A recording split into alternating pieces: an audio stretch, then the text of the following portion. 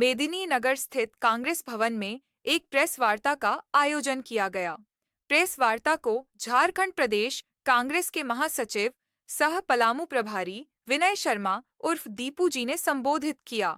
उन्होंने कहा कि ऑल इंडिया कांग्रेस कमेटी द्वारा अहमदाबाद में लिए गए निर्णय के अनुसार संविधान बचाओ अभियान की शुरुआत की गई है। विनय शर्मा ने आरोप लगाया कि लोकतंत्र को कमजोर करने के लिए सत्ता पक्ष द्वारा ईडी जैसी एजेंसियों का दुरुपयोग कर विपक्षी नेताओं को डराया और फंसाया जा रहा है। उन्होंने कहा कि भाजपा को छोड़कर बाकी सभी राजनीतिक दलों के नेता भ्रष्ट नजर आ रहे हैं और बेवजह छापेमारी की जा रही है। इस अभियान के तहत 3 मई को रांची में एक राज्य स्तरीय रैली आयोजित की जाएगी। इसके बाद 4 मई से 10 मई तक जिला स्तरीय रैलियों का आयोजन होगा, जिसमें देश भर से कांग्रेस नेता शिरकत करेंगे। 17 मई से झारखंड के सभी 81 विधानसभा क्षेत्रों में सम्मेलन किए जाएंगे। इसके बाद कार्यकर्ता घर घर जाकर आम जनता को संविधान के दुरुपयोग के खिलाफ जागरूक करेंगे।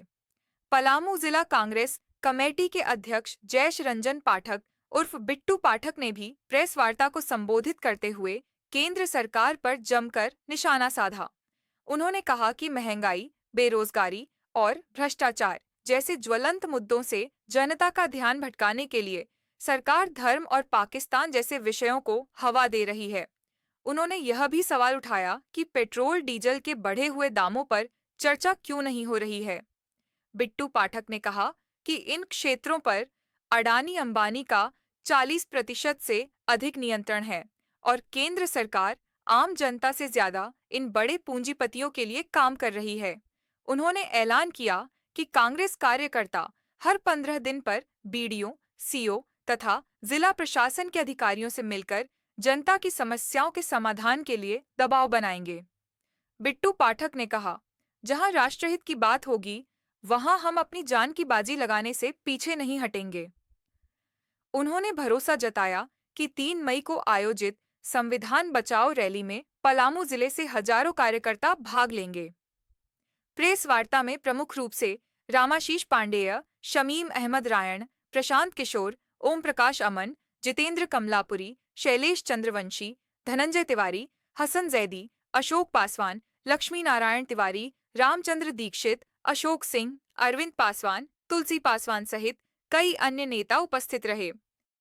वो कार्यक्रम आपका रांची में रैली आयोजित होना है, क्यों इसकी जरूरत पड़ी और इस संविधान बचाओ रैली का जो मुख्य उद्देश्य है वो क्या होगा? देखिए, संविधान के साथ जो बराबर मोदी सरकार छेड़छाड़ कर रही है, अपने हित के लिए, अपने स्वार्थ के लिए, किसी तरह एन केन पकड़न उनकी सत्ता पे काबिज रहे।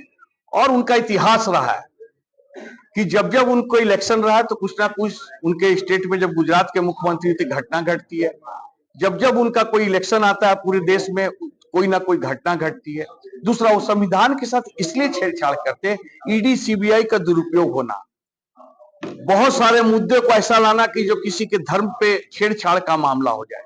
तो इस बात को लेकर के हम लोग संविधान की उस शपथ लेकर करके हम लोकसभा, विधानसभा और अपना सारा कार्यकाल पूरा करते हैं। उस संविधान के महत्व हम लोग लोगों के बीच तक पहुंचाना चाहते हैं कि मोदी सरकार किस तरह इस संविधान को पूरी तरीके से खत्म करने का प्रयास कर रही थी। और एक वाकया आपको याद दिलाता हूं कि इनके कुछ सांसद और बड़े नेता बोलते थे कि 400 सीट दे दीजिए पार्लियामेंट में, मैं पूरे संविधान को बदल दूंगा। तो ये अब दिखता है कि आपके 240 सीट है, उसके बावजूद भी आप संविधान में कुछ ना कुछ नित्य छेड़छाड़ करते रहते हैं और ऐसे इशू को छेड़छाड़ करते हैं जिससे कहीं ना कहीं पूरे राष्ट्र का हित हो और लोगों में आपस में लड़वाने का काम हो।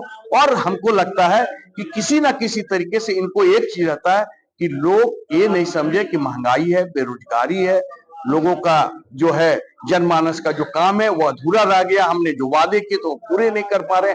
तो लोगों को उलझा करके हर 3 महीना में एक नया इशू आता है, फिर 3 महीना कर फिर नया एक इशू आता है। तो पिछले आप उनके कार्यकाल को आप देखेंगे, लगभग 11 साल आज होने जा रहा है कि 11 साल में कौन सा ऐसा जनमानस के लिए काम किए ये बताए। महंगाई खत्म हुई नहीं, काला धन आया नहीं, रोज किसान का ऋण माफ नहीं हुआ, किसानों को इतने दिन से आंदोलित है, किसानों की स्थिति क्या है। एक बार आप कानून लाते हैं और दूसरी बार कानून को जनमानस के विरोध के बाद आप वापस लेते हैं।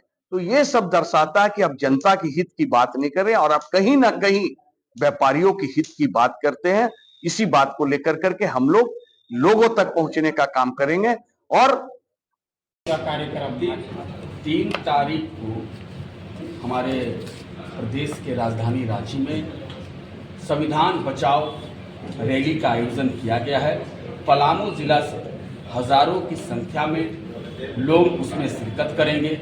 निश्चित रूप से वो रैली को कैसे सफल बनाना है उसको लेकर आज अति आवश्यक बैठक का आयोजन किया गया। इस बैठक में पलामू जिला के सभी प्रखंड अध्यक्ष और प्रदेश से जो नियुक्त हुए हैं प्रखंड पर्यवेक्षक, उनके साथ हम लोग एक बैठक का आयोजन किए हैं। और निश्चित रूप से जो 40 दिनों का हम लोगों को जो टास्क मिला, पहला प्रथम में जो राज्य स्तरीय जो रैली है जो 3 तारीख को है, कि जिला स्तरीय होगा, फिर विधानसभा स्तरीय होगा और फिर कांग्रेस पार्टी के तमाम कार्यकर्ता डोर टू डोर कैंपेन करके संविधान की रक्षा के लिए हम लोग काम करने जा रहे हैं। निश्चित रूप से भारतीय जनता पार्टी की जो केंद्र में सरकार है और देश का प्रधानमंत्री हो, देश का गृह मंत्री हो, प्रत्येक दिन संविधान पर प्रहार कर रहा है और संविधान को बचाने के लिए कांग्रेस पार्टी के कार्यकर्ताओं को अगर अपनी प्राण की आहुति भी देना पड़ेगा तो उससे पीछे नहीं हटेंगे।